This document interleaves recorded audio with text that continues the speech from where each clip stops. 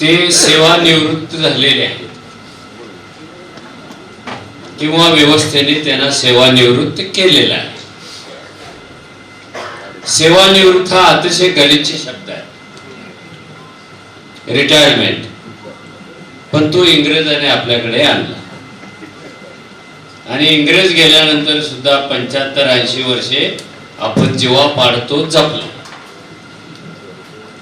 मनुष्य नावाचा प्राणी जन्माला आल्यापासून शेवटच्या श्वासापर्यंत कधीही रिटायर होत नसतो. म्हणून तर हे जग चाललेलं आहे. तो ज्या दिवशी ठरवेल की मला रिटायर व्हायचं आहे त्या दिवशी पृथ्वीची गती कमी होईल. ती टिकून का आहे तर माणूस रिटायर होत नाही म्हणून. पण आपण खूप विचित्र माणसं आहेत. आपण कधी सेवकाला रिटायर करतो, कधी आईला रिटायर करतो, कधी सासूला रिटायर करतो, कधी सुनेला रिटायर करतो. हे काय बरोबर नाही. हा प्रशासकीय शब्द जरी असला तरी राजकुमार सारखी माणसं त्या शब्दांच्या पलीकडे जाऊन जगत असतात, हालचाली करत असतात आणि तो आपल्याच कळपातला आहे. त्यामुळं सेवापूर्ती, निवृत्ती, निरोप ह्या सगळ्या गोष्टींच्या पासून तो दूर राहील. आज या क्षणापासून तुम्ही जे त्याच्याविषयी बोलला तेही तो इथेच विसरून जाईल. काही लक्षात नाही ठेवायचं. लोक लय हुशार असतात. एवढं त्यांना भारी बोलायचं होतं तर अगोदर का नाही बोलले? मग सेवानिवृत्तीची वाट का बघत असते? हे विसरून जायचं. लोक इतके हुशार असतात की निरोप समारंभात त्यांनी काय काय आणलं होतं. मी 2 तास ऐकत होतो शांतपणे. मी शांत बसणारा माणूस नाही, पण इथे मला बसावं लागलं. काय काय आलं होतं, सीताफळ, रामफळ, अमुक तमुक, किती प्रश्न आले, किती कोडी आली. लोकांना कळतच नाही. रामफळ आल्यामुळे सीताफळाचं महत्व कमी झालं. आता रामफळ काय मी नाही आणलेलं, ते 2014 मध्ये कुणीतरी आणलेलं.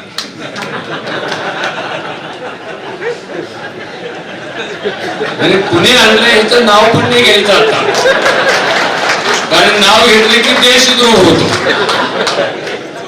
आमच्याकडे वेळ नाही आहे कुठे आले कोर्टात जाऊन पोलिसांच्या दारात बसा.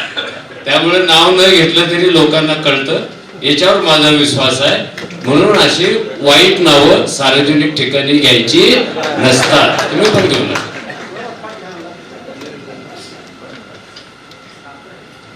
अजून एक मी सांगतो की मी माझ्या आयुष्यात निरोप समारंभाला हजर राहण्याची पहिली वेळ आहे. मी कधीही निरोप समारंभाला जात नाही. मी कावळं बोलवण्याच्या समारंभाला पण जात नाही. पण मी इथे आलो. हा निरोप समारंभ आहे म्हणून मी आलेलो नाही. तो शिक्षकाचा निरोप समारंभ आहे म्हणून तर मी अजिबात आलेलो नाही. अलीकडे त्यांचं आणि माझं पण पटत नाही. शिक्षकांचं शिक्षकाचा निरोप समारंभ असता तर मी अजिबात आलो नसतो. मग मी का आलो? मी एकाच कारणासाठी आलो.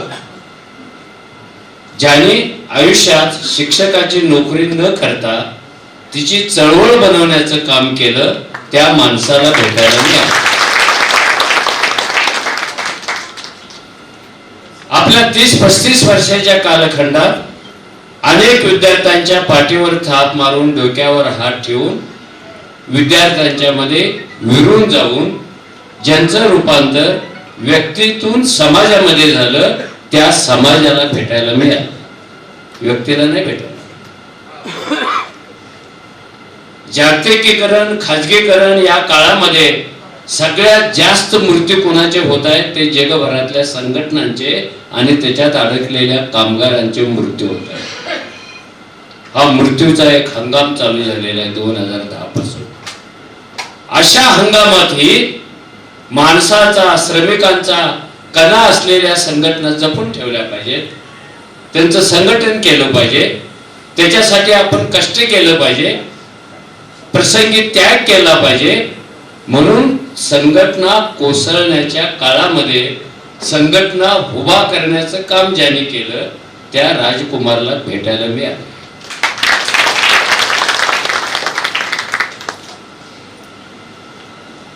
त्यांच्या आणि माझ्यामध्ये एक दुवा पण आहे.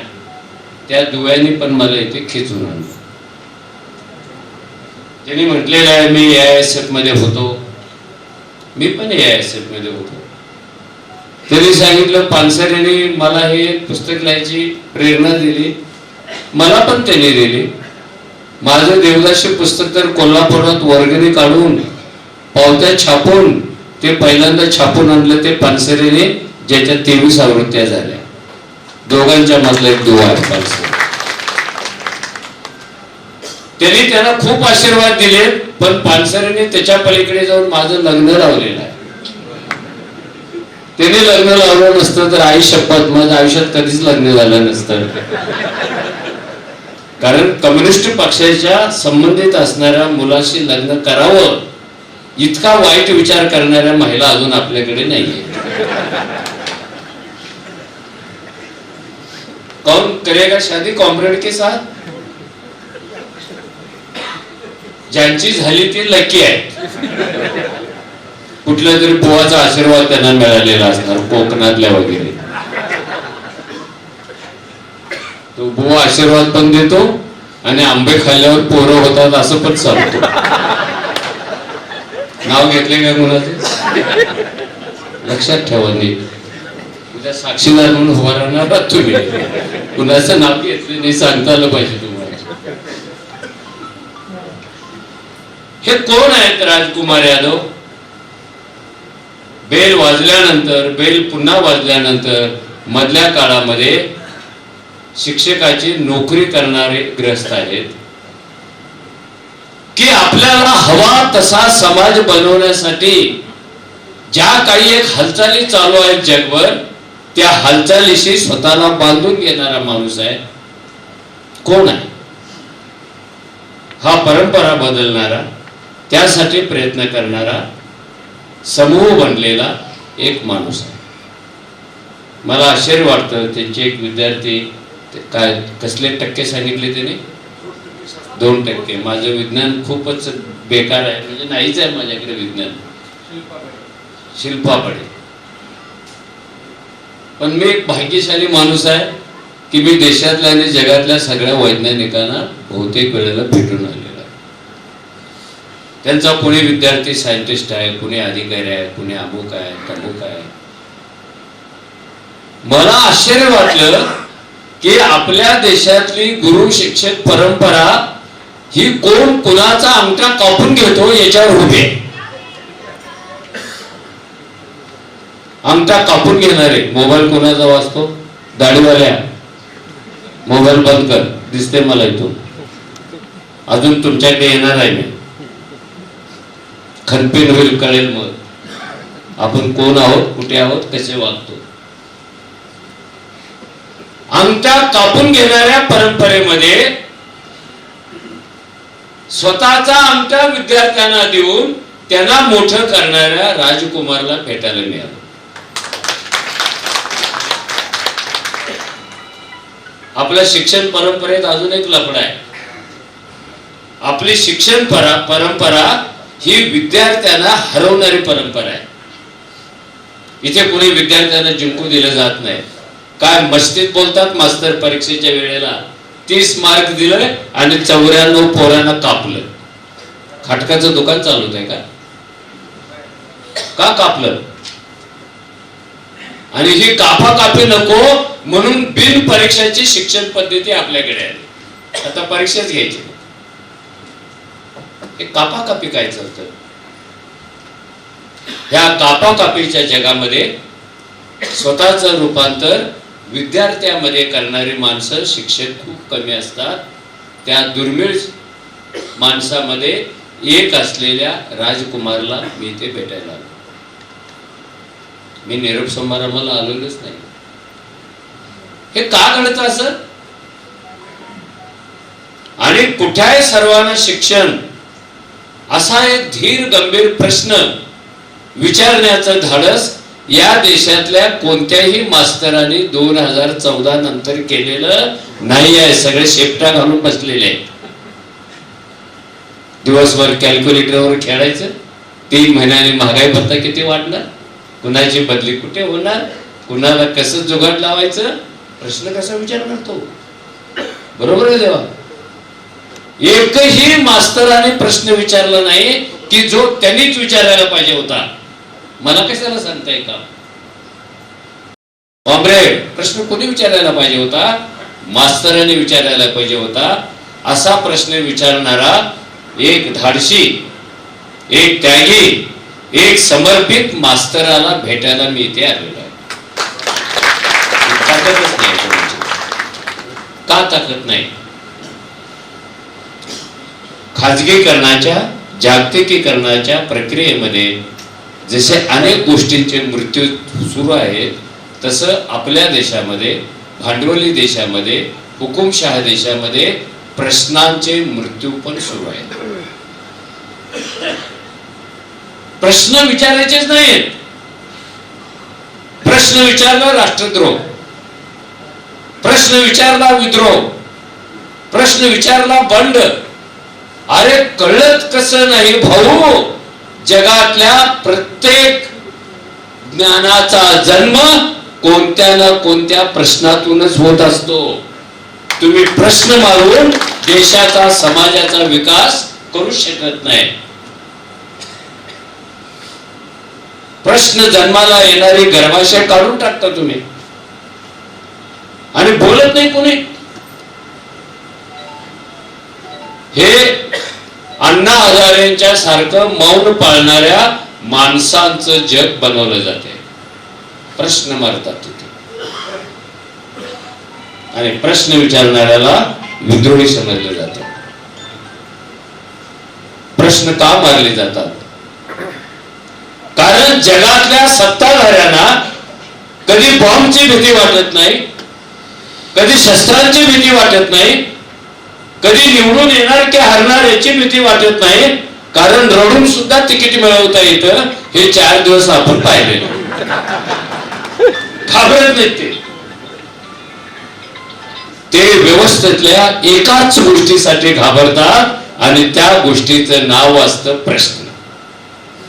सगळे सत्ताधारी प्रश्नाला घाबरत असतात.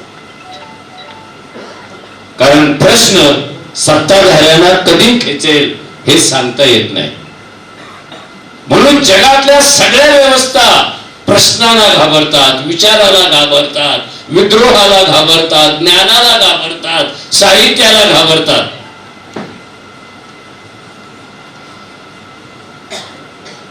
तुम्ही कितीही रिंग वाजवले तर असं नका समजू मी भाषण करायचं बंद करेल. हे माहिती आहेत बीड मधले फंडे मला सगळे. बीडचा माझा अभ्यास, बीडचा माझ्या इतका अभ्यास बीडचं कोणी केलेला नाहीये. लोक घाबरतात बीड मध्ये यायला. मी घाबरतो का? मला माहिती आहे कुठलं बटन कुठे आहे. घाबरायचं काय कारण? आणि तुमच्या लक्षात येत नाही बीडची जर उद्या महाराष्ट्रात, देशात इज्जत वाढणार असेल तर त्याच्या मागे राजकुमार सुद्धा एक कारण असेल. उगीच सांगू नका आमच्याकडे खंडणीवाला आहे, आमच्याकडे खूनवाला आहे, आमच्याकडे टोळीवाला आहे, आमच्याकडे विनयभंगवाला आहे. नका सांगू, कारण आम्ही उत्तर देऊ आमच्याकडे राजकुमार पण आहे. हे समाजाचं चारित्र्य कोण बदलत असतं? राजकारण बदलत असतं का? समाजाचं चारित्र्य काय निवडणुका बदलत असतात? समाजाचं चारित्र्य काय आमदार खासदार बदलत असतात? त्यांना कुठे असतं मुळात बदलायला? हे माजी आमदारांच्या विषयी नाही. नाहीतर बीडचा दणका दाखवू काय म्हणून मला सुखरूप जायचं आहे. सो ही व्यवस्था प्रश्नाला घाबरते आणि फक्त प्रश्नालाच घाबरते. आणि गंमत म्हणजे शिक्षण व्यवस्था सुद्धा प्रश्नाला प्रोत्साहन देत नाही. मी पण कधीतरी पहिलीत होतो ना, असं काय समजतात? मला पण मास्तर होता, मला पण मुख्याध्यापक होता, मला पण प्राध्यापक होता, आणि तो सगळा इतिहास काळजात आहे. वर्गात शिक्षक आल्यानंतर पहिलं वाक्य कोणतं बोलतो ते अजूनही सांगतं मला. पहिलीपासून कोणतं वाक्य बोलतो? सायलेन्स प्लीज, शट अप, तोंड बंद करा. का रे भाऊ, तोंड उघडं करायला तर मी मोठ्या आशेने शाळेत आलो ना. तोंड बंद का करायचंय मी? आणि मी तोंड बंद करून ज्ञान कसं मिळवायचं आहे, मी प्रश्न कसा विचारायचा आहे, ही व्यवस्था विद्यार्थ्यांचं तोंड बंद करण्याचं काम करते. कारण तिलाही भीती असते, विद्यार्थ्यांनी तोंड उघडलं तर त्याच्या प्रश्नाचं उत्तर मला देता येईल की नाही माहिती नाही, म्हणून मास्तर शटअप म्हणतात, सायलेन्स म्हणतात. आणि तोंड उघडायला परवानगी देणारे जे शिक्षक असतात त्यांची पोरं 2% शास्त्रज्ञ होतात. तोंड का बंद करतो भाऊ? का बंद करतो? तुम्हाला उत्तर देता येत नसतील, तुमचं ज्ञान डीएडच्या पलीकडे जाणार असेल तर तुम्ही जरूर ते टॅट की फिट की परीक्षा आली ना द्यायला पाहिजे. का देत नाही परीक्षा? कारण शिक्षक तर प्रत्येक पिरियडला परीक्षा देत असतो ना, प्रत्येक पिरियडला परीक्षा होते त्याची. सो प्रश्न विचारणाऱ्या व्यवस्थेला जोपर्यंत आपण प्रोत्साहन देत नाही तोपर्यंत आपला समाज आणि देश विकसित होणार नाही. कारण सगळा विकास प्रश्नांच्या उत्तरातून चालू असतो.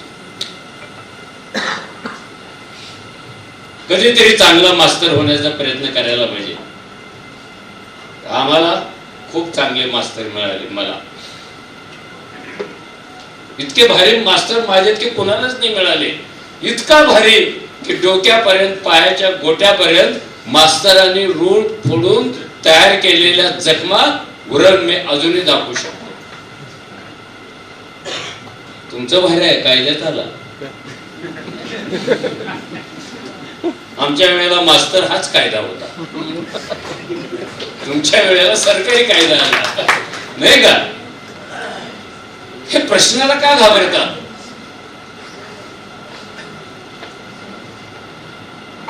जायचं का कुणाला? जेवण उशिरा आहे म्हणून काही जण उशिरा यायला लागले. या समारंभाचं स्वरूप सुद्धा निरोप समारंभाचं बदललं पाहिजे. हे कसं चालतं मला माहिती आहे, माझी बायको मास्तरी नाही. तुम्ही असं नका समजू ह्याला कोण सांगतं, हे एवढं गुपित कोण सांगतं ह्याला. अरे आपले घर में नॉलेज का खजिना आहे. आणि मास्तरीन पत्नी होणं, कुणीतरी म्हणत होतं धर्मपत्नी धर्मपत्नी. आता धर्मपत्नी नाही आहे, आता संविधान पत्नी आहे. बरोबर आहे. धर्म असलं की गोंधळ करतो. हे का प्रश्नाला घाबरतात लोक? मला तरी सवय होती डिक्शनरीतला कुठला तरी एक अवघड शब्द पाठीवर लिहायचा आणि तो मास्तराला विचारायचा, सर ह्याचा अर्थ काय? तुझ्या मायला शाळेत नाही, सिलेबस मध्ये नाही, ते कुठून आणतो? ठोकेल म्हणायचं. पण बालोजी नावाचा कर्नाटकातला एक मास्तर होता, तो बघायचा आणि तो अतिशय शांतपणे म्हणायचा, tomorrow I will tell you. कारण पूर्वी इंग्रजी शिकवणारे इंग्रजीतूनच बोलायचे, आता मराठीत शिकून इंग्रजी शिकवतात, मराठीत बोलून. काय प्रगती झाली. मला कळतच नाही मराठीतून इंग्रजी कसं काय शिकायचं.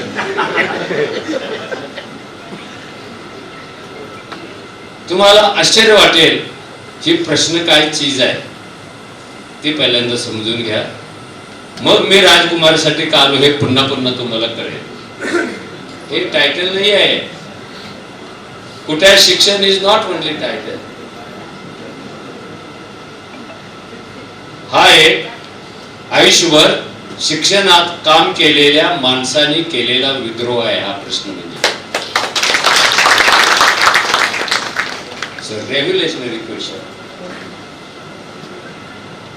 तुम्हाला शेक्सपियरचं नाव आठवत असेल, आठवत सगळ्यांना शेक्सपियर? हा, मी काय सगळ्यांना स्पेलिंग नाही विचारणार, बरोबर आहे? कारण 90% चुकतील. SEX लिहिते.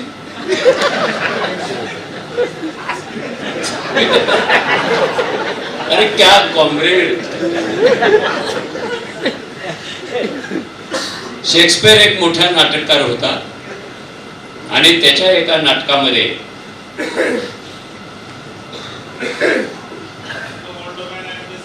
नो नो सगळंच ऐकायला पाहिजे असं कुठे आहे? मी पण वाचले ना. अरे वा, असं दादागिरी करून तुम्ही होय म्हणायला लावू नका. I think it is Macbeth or Tempest. पण आता मला सगळ्यांसाठी बोलायचं आहे ना, आपले प्रश्नोत्तर नको. आपण, मला आनंद वाटेल, खूप आनंद वाटेल. कोणी प्रश्न विचारला तर मला खूप भारी वाटतं. आपली लायकी कळते, आपण ती वाढवण्याचा प्रयत्न करतो. त्या नाटकामध्ये एक दृश्य असं आहे की राजवाड्यातून राजा घोडागाडीतून बाहेर येतो गेटच्या. त्याच्याबरोबर त्याचा त्या काळातला सुद्धा एक मंत्री असतो. बाहेर आल्यानंतर काय म्हणा दादा, हे मी थांबा थांबा का म्हणतोय माहितीये का? माझ्याविषयी तुमच्या मनात दया तयार व्हायला पाहिजे म्हणून. माझा स्वार्थ आहे. मी हायली डायबेटिक पेशंट आहे. बोलताना समोर हालचाली चालू झाल्या की माझं लक्ष तिकडे जातं आणि मला बोलायचं ते चटकन विसरून जातो. मी शुगर डाऊन झालेली असते. परत पूर्वपदावर यायला मला आतल्या आत खूप झुंजावं लागतं. असं कोणी सांगितलं बेडकर माणसांच्या मनामध्ये द्यायचं नसते? असते की नसते? मग जरा मला थांबू द्या. नाही, ते मी असं ठरवून आलोय, मी जे आज काय सांगेन ते कदाचित तुम्ही आयुष्यात पहिल्यांदा ऐका. आउट ऑफ सिलेबस आहे. त्याचा रथ आला की डाव्या बाजूला एक दृश्य असं आहे की एका झाडाखाली बुंद्याला पाठ टेकून एक सामान्य माणूस बसलेला आहे. दाढी वाढलेली आहे, चेहरा त्रासिक झालेला आहे, डोळे खोल गेलेले आहेत, पण तो कोणतीही हालचाल करत नाही, शांत बसतो रोज तिथे. आणि रोज रोज राजा बघतो, ते चिडतो, राजाच्या चेहऱ्यावर द्वेष येतो कॉम्रेड. आणि हे सगळं सरदार पाहत असतो.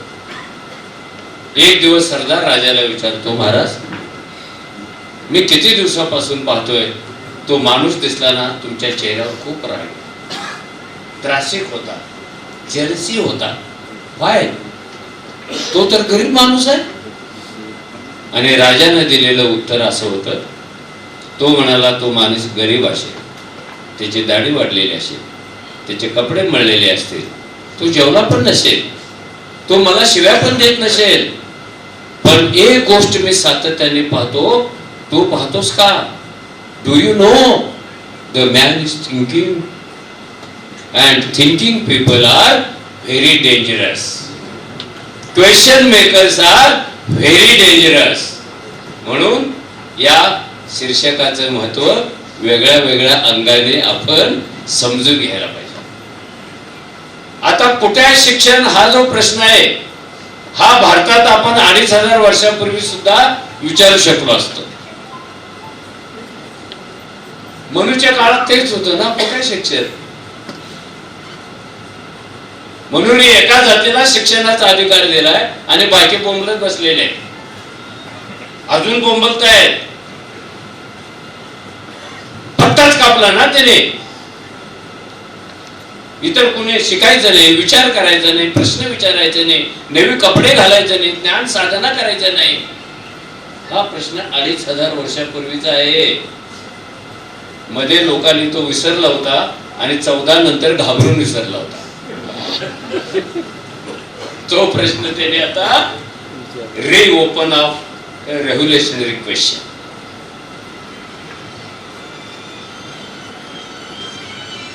हे का घडलं? मी ह्याच्या प्रस्तावनामध्ये प्रसंग टाकलेला आहे लॉर्ड माउंटबॅटनचा, आणि आपला कोणताही शिक्षक लॉर्ड माउंटबॅटन हा शब्दच लिहू शकत नाही. का झालं मला नाही माहिती, पण लिहितात. तो कोण होता इथेपर्यंत जाऊच नाही, कारण ते म्हणतील हे सिलेबस मध्ये नाही. अरे जग इतकं मोठं आहे दादा, इतकं मोठं दादा, ते 2 मार्काच्या सिलेबस मध्ये बसणार नाही आहे. ते शोधायचं असेल तर रोज सिलेबसच्या बाहेर उडी मारायला पाहिजे, जसं राजकुमार मारतो. सिलेबस मध्ये काय असतं? हे ज्ञानदान आहे ना, हे एकदा डोक्यातून काढून टाका. भारतात कोणी ज्ञानदान करत नाही. हात वर करून सांगावं मी ज्ञानदान करून आलो. इथे ज्ञानदान केलं जात नाही, इथे माहितीचं दान केलं जातं. आणि ज्ञान आणि माहिती ह्याच्यामध्ये 2 कोसाचं अंतर आहे. इन्फॉर्मेशन आणि नॉलेज. विनाकारण वेगळे शब्द आहेत का? हे नॉलेज कोण द्यायला लागलं? आणि माहिती पावला पावलावर आहे. मोबाईलच्या पडद्यापासून ते पुस्तकापर्यंत, गाईड पर्यंत माहिती सगळीकडे उपलब्ध आहे. गाईला 4 पाय असतात. ही माहिती आहे की ज्ञान आहे? माहिती आहे. 1 2 3 4. आपण त्याला ज्ञानदान म्हणतो का? कावळा कावकाव करतो, माहिती आहे की ज्ञान आहे? माहिती आहे. then where is knowledge? Where is knowledge? Knowledge कावकावच्या पलीकडे. मग हे असं आपल्याकडे का घडलं? त्याचं उत्तर लॉर्ड माउंटबॅटन, जो शेवटचा आपला गव्हर्नर जनरल आहे, व्हायसरॉय आहे. 15 ऑगस्टला आपण स्वातंत्र्य मिळवणार आणि 14 ऑगस्टला त्यांनी सूत्र दिली नेहरूंच्या ताब्यामध्ये, आणि तो शेवटची प्रेस कॉन्फरन्स घ्यायला बाहेर आला. लॉर्ड माउंटबॅटनचं अजून एक वैशिष्ट्य होतं, माहिती आहे तुम्हाला? सांगू नका, सार्वजनिकरित्या खाजगीत सांगा, जसं मी खाजगीत बोलायला लागलो. त्याचं वैशिष्ट्य काय होतं? त्याची बायको लई देखणी होती, lady Mountbatten. So beautiful lady. तो बोलत होता लाऊड, आणि पत्रकार प्रश्न विचारत होते. आपल्या पत्रकारांचं पण एक लफड आहे, ते आयुष्यभर प्रश्नच विचारत फिरतं, उत्तर कशाच देत नाही. 40 वर्षे काढली तेव्हा उलट्या व्हायला लागल्या प्रश्न विचारून विचारून. तेच प्रश्न, सरकार टिकणार की पडणार, हा फुटणार की नाही फुटणार, तिकीट मिळणार की नाही मिळणार, पाऊस कधी पडणार, हे त्यांचे प्रश्न. पत्रकाराने उतावीळपणे असा एक प्रश्न लॉर्डला विचारला. हे बघा कधी विचारलं, 15 ऑगस्टला स्वातंत्र्य मिळणार आहे आणि 14 ऑगस्टला पत्रकार प्रश्न काय विचारतो? बाय द वे लॉर्ड, तुम्ही जे स्वातंत्र्य देता हे किती दिवस टिकणार आहे? अरे अजून लग्न झाले नाही तर घटस्फोट कधी घेणार आहे, असा प्रश्न विचारला. तुम्ही पत्रकार होता, मी पण होतो. दुर्दैव आपलं, आयुष्यात काहीच जमलं नाही मला.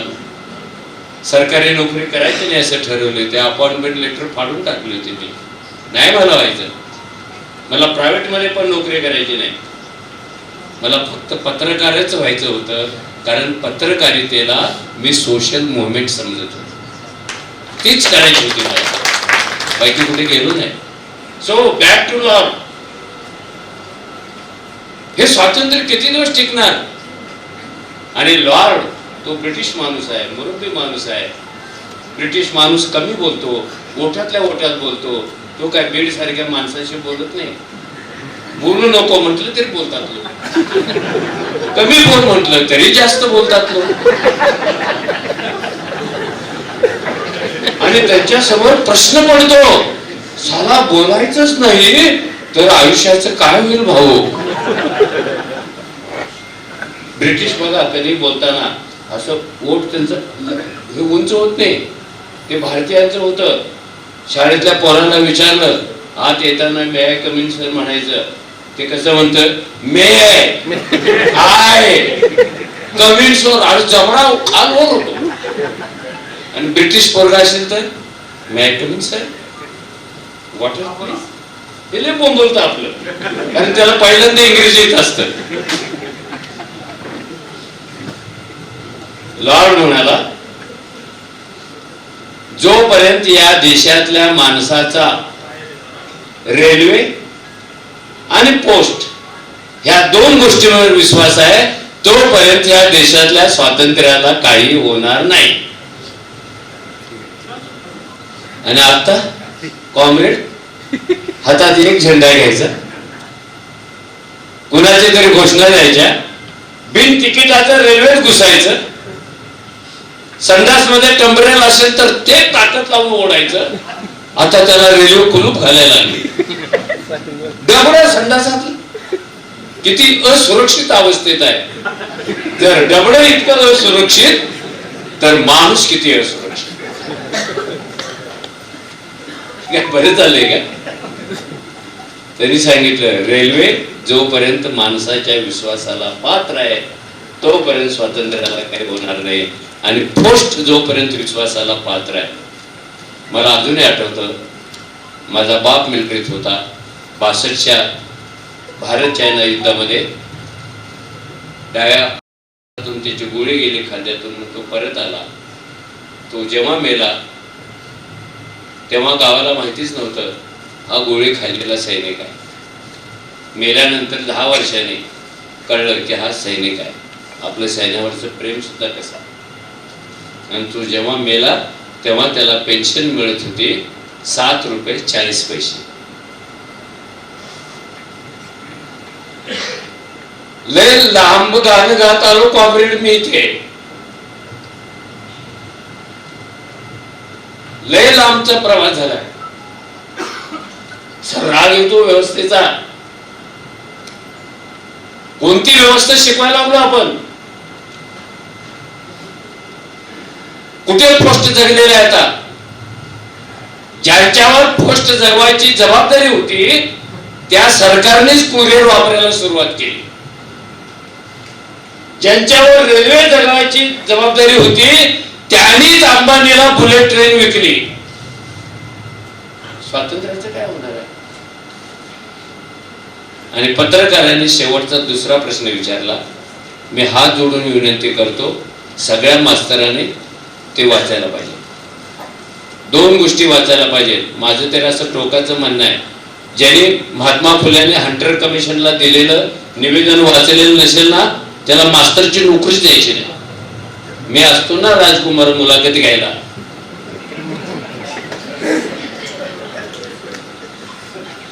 एसटीला पैसे देऊन बाहेर पाठवलं असतं. कारण हंटर कमिशनला दिलेलं निवेदनच वाचलेलं नाही. किती मोठा क्राईम आहे. कोणी वाचलं तेव्हा. ना विद्यार्थी, ना शिक्षक, ना शिक्षण मंत्री, ना दाढीवाला मंत्री, ना बिन दाढीवाला मंत्री. So how you are neglecting and why you are neglecting. या देशातल्या शिक्षणाचं काय होणार असं साधा सरळ प्रश्न होता. 14 ऑगस्ट 1947. आणि त्या प्रश्नाचं उत्तर त्यांनी दिलं की आम्ही इंग्रज लोक इथे 150 वर्षे इंग्रजांना ज्या पद्धतीचे गुलाम पाहिजे ते तयार करण्यासाठी आवश्यक असणारं शिक्षण दिलं. आता हे गुलाम उद्या स्वतंत्र होणार आहेत आणि स्वतंत्र नागरिकाला कोणतं शिक्षण द्यायचं याचा तातडीने विचार सरकारने करायला पाहिजे, हे उत्तर होतं. कुणी केला 75 वर्षात. स्वतंत्र नागरिकाला शिक्षण कसं द्यायचं ह्याचा कुणी केला. ह्याची मेथडॉलॉजी कुणी तयार केली. ह्याच्यासाठी बडबड गीतं कुणी तयार केली आपल्या मातीतली. कविता कुणी तयार केल्या? माझा आणि मधुकरराव चौधरींचं शिक्षण मंत्री असताना एक मोठं भांडण झालं होतं. ते माझे अतिशय जवळचे मित्र होते. ते मरेपर्यंत दर महिन्यातून 3 वेळा माझ्याकडे यायचे. मी कोणती पुस्तकं वाचतोय ती यादी करून घ्यायची. शिक्षण मंत्री आता आहे काय मंत्री? असा कोणताच मंत्री नाही. हे चमत्कारिक मंत्री आहे. कोण महार वतन खातो, कोण सिमेंट खातो, कोण जनावर खातो, कोण आता तिकीटच गिळतो.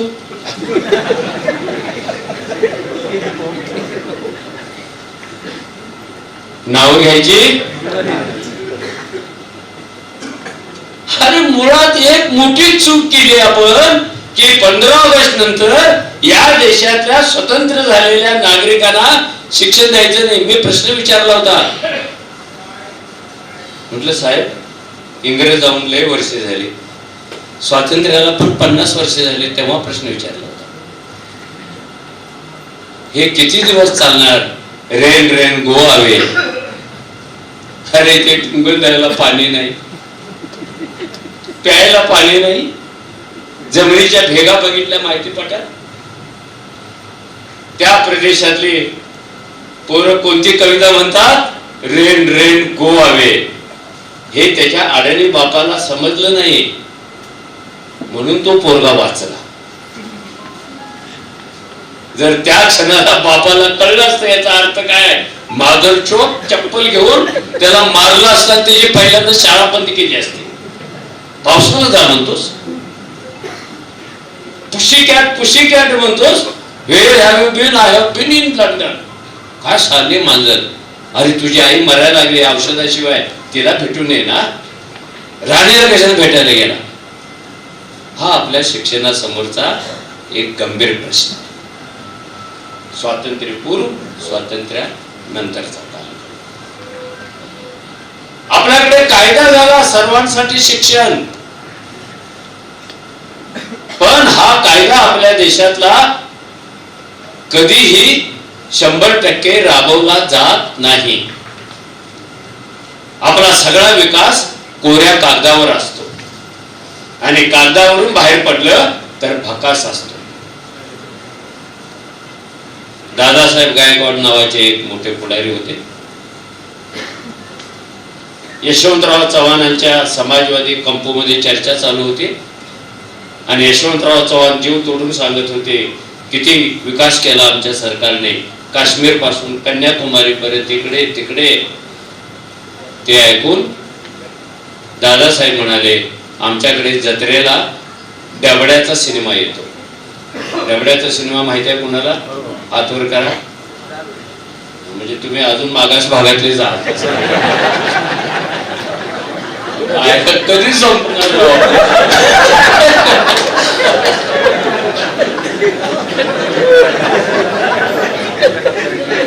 अरे हो, पण आम्ही कुठे जातो सिनेमा बघायला?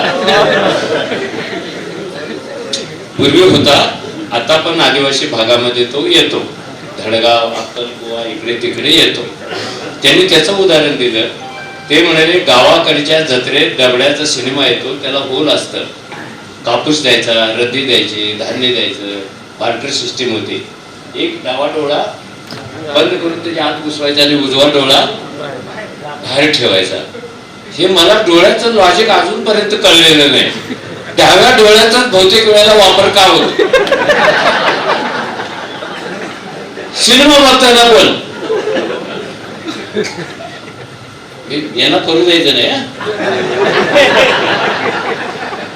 डावा डोळा असा घुसवतो तो आणि उजव्या डोळा बाजूला, आणि तो सिनेमा चालू करतो. पाट्या असतात, चित्र असतात.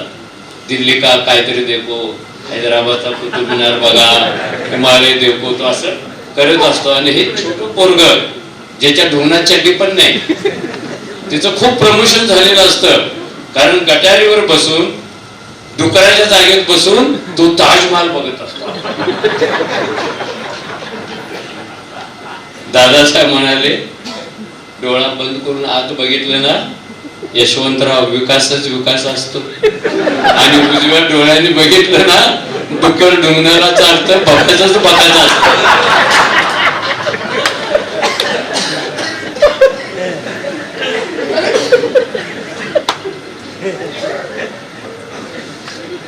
मी स्वतःला भाग्यशाली का म्हणतो? कारण मी अशा माणसांच्या खांद्यावर उभा आहे की ज्याच्यात यशवंतरावांचे राजकीय गुरु भाई माधवराव बागल, शेतकरी कामगार पक्षाचा सगळ्यात मोठा आमदार, म्हणजे आताचे छोटे आहेत असं नाही समजायचं, पण ते मोठेच होते. आताच्या विषयी आम्ही बोलणारच नाही, कारण देशद्रोह होतो. करायचं नाही आपल्याला. आपण सगळ्यात जास्त देशप्रेमी आहोत. कारखानीस त्र्यंबक सीताराम कारखानीस 25 वर्षे त्यांनी नवीन आमदारांना शिकवण्याचं काम केलं. सभागृहात कसं बोलायचं लोकांनी ऐकलं, पण आता सभागृहात लोक बोलतच नाही. पेपर वेट टाकतात, कागद फाडतात, फायली उधळतात आणि दिवसातून 2च वेळा ते तोंड उघडतात, एकदा आळस द्यायला आणि एकदा पाणी प्यायला.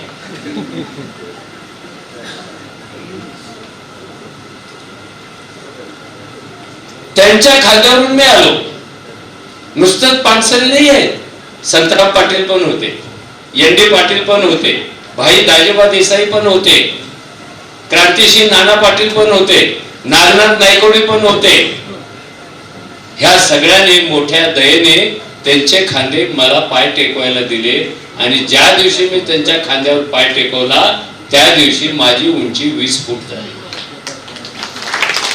ही बारू केलेली आहे, आपली नाहीये, बारू केलेली आहे. शिक्षणासारख्या संवेदनशील क्षेत्राकडे पाहताना सरकारची दृष्टी उदासीन आहे. हे सरकार म्हटलं की मास्तरांना खूप आनंद होतो, ठोक सरकारला, ठोक सरकारला.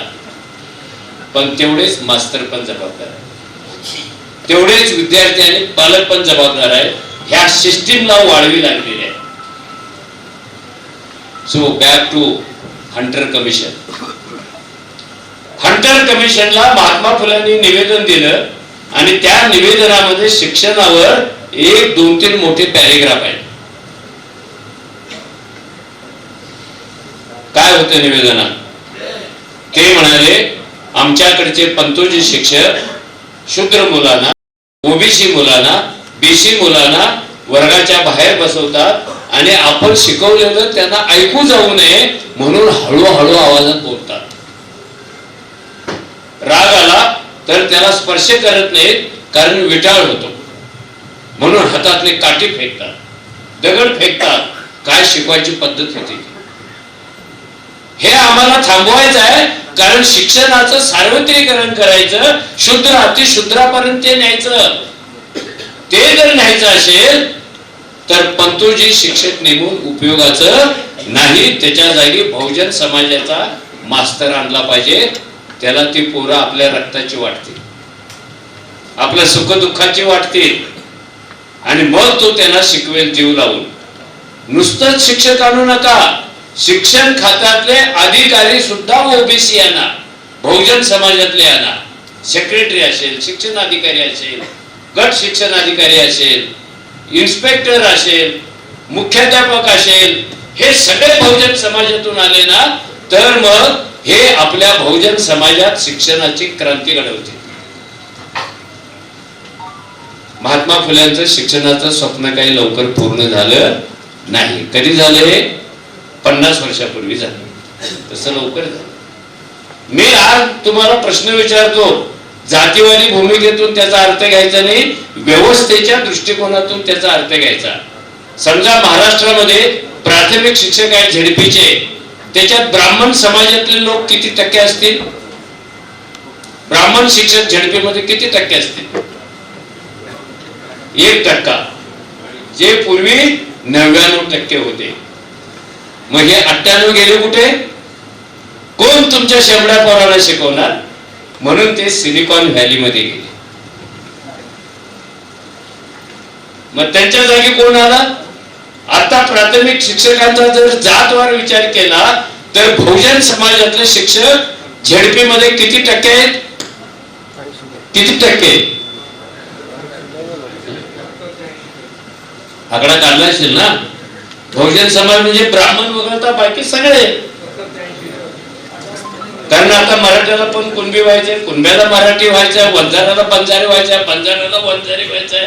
एक दिवस हा देश रिझर्व्ह कंट्री असं नाव होते. इथे ओपन काहीच नाही, सगळं क्लोज, नो ओपन. ज्या व्यवस्थेमध्ये 98% प्राथमिक शिक्षक बहुजन समाजातले आहेत, त्यांच्या समोरची पोरं कुठले आहेत? बहुजन समाजाचे. तिथे माझा पोरगा नाही सापडणार, तो मिशनऱ्यांच्या शाळेत गेलेला असेल. तिथे ब्राह्मण पोरगा नाही सापडणार, तो इंटरनॅशनल स्कूल मध्ये गेला असेल. याचा अर्थ शिक्षक बहुजन, मुलं बहुजन, मंत्री बहुजन, शिक्षण अधिकारी बहुजन.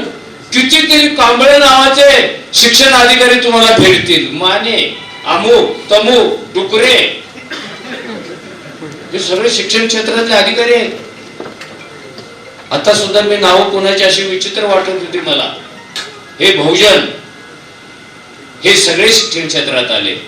आणि शेवटचा मुद्दा, जर आपल्या देशामध्ये बहुजन मुलांना शिकवणारा शिक्षक बहुजन असेल, त्यांना कंट्रोल करणारा मंत्री बहुजन असेल, त्यांना निवडून देणारा समाज बहुजन असेल, शाळा तपासणारा अधिकारी बहुजन असेल, तर महाराष्ट्रातल्या 40% पोरांना लिहिता वाचता काय येत नाही. काहीतरी जरा सिरियस झालं कॉम्रेड. आता असं घडलं का? ज्या बहुजनांच्या साठी फुले आयुष्यभर झटत होते, त्याच फुल्यांचा पराभव करण्यासाठी बहुजन शिक्षक एकत्र आले.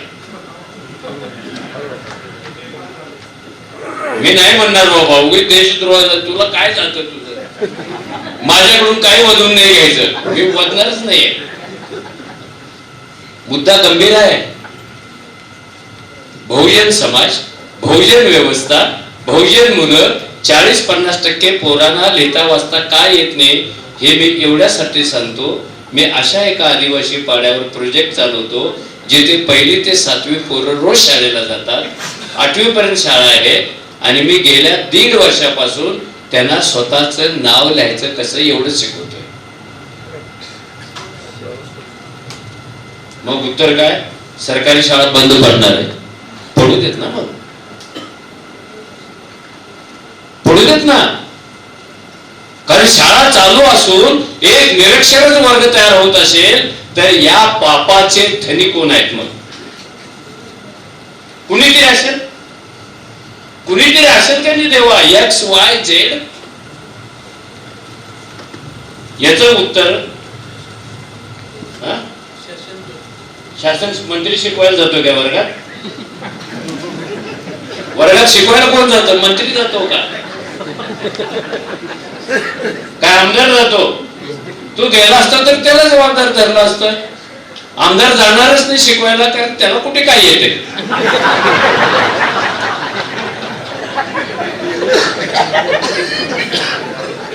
मुद्दा लक्षात घ्या, किती गंभीर प्रकरण आहे. ज्या क्षणाला ह्या निरक्षर विद्यार्थ्यांचा, त्यांच्या पालकांचा, त्यांच्या समाजाचा शिक्षणावरचा विश्वास उडेल, त्यावेळेला ह्या शाळा आपोआपच बंद होतील. कुणी विक्रीला काढायची गरजच नाहीये. आणि शाळा बंद होणं, निरक्षर वर्ग तयार होणं म्हणजे तो समाज पुन्हा गुलाम होणं आहे. आपल्याला गुलाम व्हायचंय की नाही व्हायचंय एकदा ठरवा. गुलाम व्हायचा काय तुम्हाला? किंवा गुलाम पिढी जन्माला घालायची आहे का? नाही करायचंय. राजकुमार आपल्याला ते जर करायचं नसेल तर शिक्षकांनी नीट शिकवायला पाहिजे.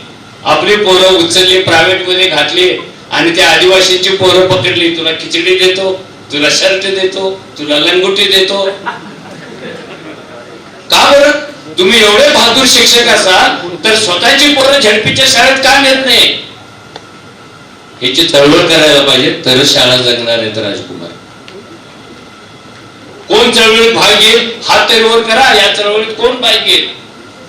कुणी नाही करत. एकटा राजकुमारचा बळी देऊन द्या, नाहीतर भाषण करायचंच होता. अजून लढा, अजून लढा. आणि हा कविता लिहित बसणार आहे. लढाई किती रम्य होती.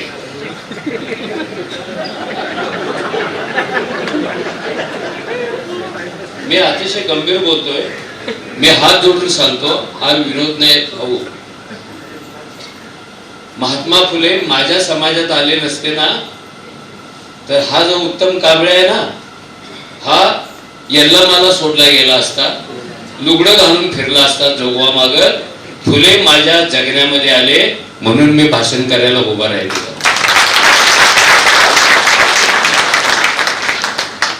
आणि मी तुम्हाला सांगू का, मलाच तुम्ही थोडा काळ जपायला पाहिजे. चला आपले आगे पीछे आहे कोण?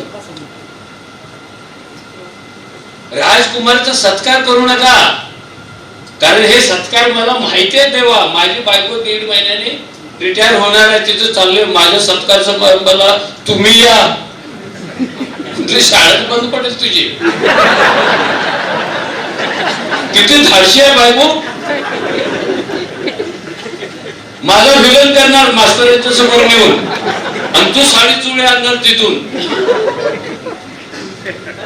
मी तुम्हाला हात जोडून विनंती करतो, तुम्हाला गुलाम मुक्त माणूस समाज पाहिजे असेल, तुम्हाला विचारयुक्त समाज पाहिजे असेल, तुम्हाला ज्ञानी समाज पाहिजे असेल, तर तो आभाळातून येत नाही. तो जो गाडा असतो तो ढकलण्यासाठी 5-50 माणसं लागतात. त्यात एक राजकुमार आहे. तुम्हाला गाडा पुढे न्यायचा असेल तर राजकुमारला जपण्याची जबाबदारी पण तुमच्यावरच आहे. जपायचं कोणी त्याला? जपणार कोण? अरे गुरुजींनी पेपर वाचायचंच बंद केलंय, पुस्तक वाचायचंच बंद केलंय. एक सर्वे सांगतो 7% शिक्षक सुद्धा पुस्तक विकत घेत नाही. आणि ते मला पटलं. काही वेळेला मी शाळेत कार्यक्रम असला ना, पुस्तकाचा स्टॉल लावतो. आई शपथ, एक पुस्तक पण विकलं जात नाही. आणि तोच स्टॉल मी शेतकरी कामगारांच्या कार्यक्रमात लावला तर एक पण पुस्तक शिल्लक राहत नाही. त्यामुळे समारंभ प्रिय होऊ नका. मी सगळ्याच गोष्टी स्पष्ट नाही बोलणार, पण आपल्याकडे व्यवस्थित कॉम्रेड जो रिटायर होतो ना, त्याला जेवणाचा खर्च द्यायला बाकीचे मास्तर सांगतात. काय कळत नाही, त्याचा पगार बंद होणार, त्याची पेन्शन मिळणार काही माहिती नाही. त्याला सांगायचं आम्ही येऊन भाषण देतो, तो तेवढ्या जेवणाचा खर्च. काय म्हणून मी बायकोच्या निरोप समारंभाला जाणार नाही. याला आमच्याकडे पैसे नाहीत. थोडा थोडा बदलाव आना चाहिए, थोडा थोडा. जे लढणारे आहेत त्यांच्या मागे उभे राहा, त्यांचे श्वास बना, त्यांची पावलं बना, त्यांच्या सावल्या बना, तर उद्या एका चांगल्या समाजाचं स्वप्न तुम्हाला पाहता येईल. ही व्यवस्था डोळ्यात स्वप्न उगूच देत नाही, उगवण्यापूर्वीच ते खुडलेलं असतं. आणि मग दुर्गंधी झाली. सगळ्यात जास्त दुर्गंधी शिक्षण क्षेत्रात आहे. बोलत नाही कुणी. कोल्हापूरच्या शिक्षण सभेमध्ये असं जेवण असतं वार्षिक सभेत. अरे ताटात नळी मिळाली नाही म्हणून 100 शिक्षकांनी थाळी फेकून फ्री स्टाईल मारामारी केली. आणि दुसऱ्या दिवशी तेच प्रार्थनेला मूल्य शिक्षण शिकवलं.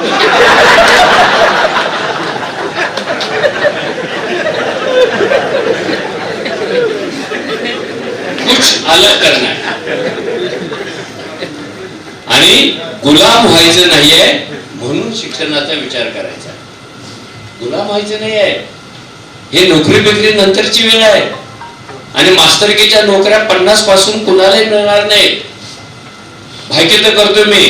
कदाचित 50 ला शेवटची झेडपीची शाळा असेल. मला माहिती आहे ना, मी रात्रंदिवस तेच करतो.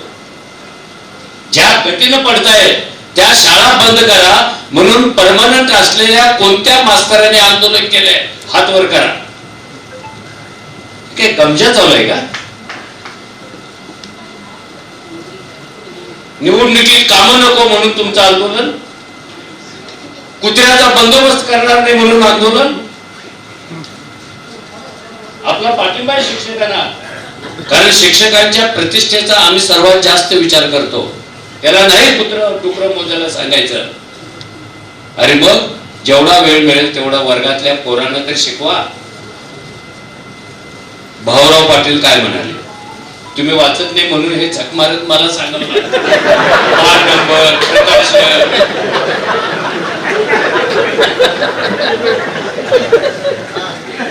तुम्ही बाउंड बॅटर्न वाचला असतं तर मी कशाला सांगितलं असतं? मी कशाला म्हणाला असतो तिची बायको सुंदर होती?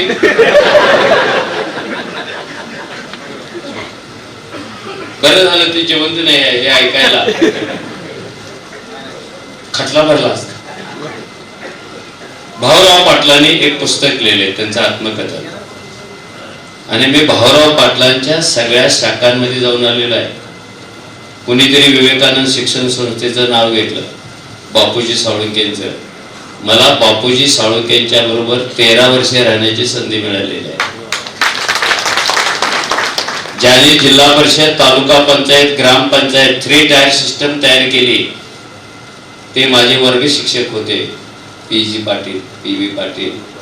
असं नका समजू मी कुठून तरी फाटका तुटका असं उडत आलेला आहे. मी मगाशी म्हणालो अरे बहुत लंबे कंदे आहे, जिथे मी राहिलोय ते तुम्ही हिसकावून घेऊ शकत नाही, कारण फेविकॉल लावलेला आहे. भाऊराव पाटलांनी आपल्या शिक्षणाची दुराव्यवस्था का झाली, वर्गातलं शिक्षण का गायब झालं, ह्याच्यावर एक चांगलं वाक्य लिहिलेलं आहे. आणि हे कुठे आहे सर्वांना शिक्षण, हे तर चांगलंच लिहिलं कॉम्रेड, पण हे साने गुरुजींच्या गाण्यासारखं आहे, खरा तो एकेची धर्म. तर गाणं गाऊन काय होत नाही राजकुमार, आईला हे ठोकायला पाहिजे म्हणजे काहीतरी होईल. तुकारामासारखं, तुका म्हणे आयशा नरा मोजुनी माराव्या पैजरा, तो करेल आता रिटायर झालेला आहे. एक वाक्य लिहिलंय, हे सगळ्यांनी शैक्षणिक विचार म्हणून वापरायचे. ते वाक्य काय? 1907 ला माझ्या संस्थेतले सगळे गुरुजन, कारण रयत मध्ये अजूनही शिक्षकाला गुरुजी म्हणायची पद्धत आहे. आता डीएड झाल्या झाल्या गुरुजी म्हणतो आणि त्याच्या जागी असा सर उगवतो, प्राचार्यच उगवतो, प्रिन्सिपालच उगवतो. अरे गुरुजी मरतायत का आणि सर जन्माला काय येत आहे? बाई म्हणते का मॅडम जन्माला काय येत आहे? आता कुणी गुरुजी नाही, कुणी पांढरी टोपी घालत नाही, कारण पांढरी टोपी घातली की काँग्रेसवाले म्हणतात फार फार भगवी टोपी घालते, कारण बीजेपी मध्ये तिकीट मिळतं. तिकडे स्वच्छता मोहीम चालू आहे. गुजरात मध्ये अशी यंत्र आणलेली आहे, कितीही मोठा गुंड आणला मशीन मध्ये टाकायचं, बाहेर काढायचं, सर्टिफाईड, चेक क्लीन असं सर्टिफिकेट द्यायचं. तो बाहेर येतो, निवडणुकीला उभा राहतो आणि निवडून येतो, आणि त्याला विचारा माईक समोर तू असं काय केलंस? तो म्हणतो एकच कारण, महाराष्ट्राच्या विकासासाठी. अरे तुला गाढवा सांगितलं कुणी? महाराष्ट्राचा विकास वॉशिंग मशीन मधून होतो, कुणी सांगितलं? एक स्टेटमेंट त्यांनी केलं भाऊराव पाटलांनी.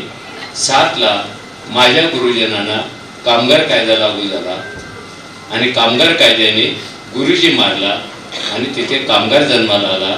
त्यामुळं फॅक्टरी वर्कर ज्या पद्धतीनं काम करतो त्याच पद्धतीनं आपला सर काम करतो, म्हणून शिक्षणाचा उठाव होत नाही. आणि तो वर्कर आहे हे सरकारनेच कायद्याने सिद्ध केल्यामुळं वर्कर आहे नाही. गुरुजी कुठे आहे?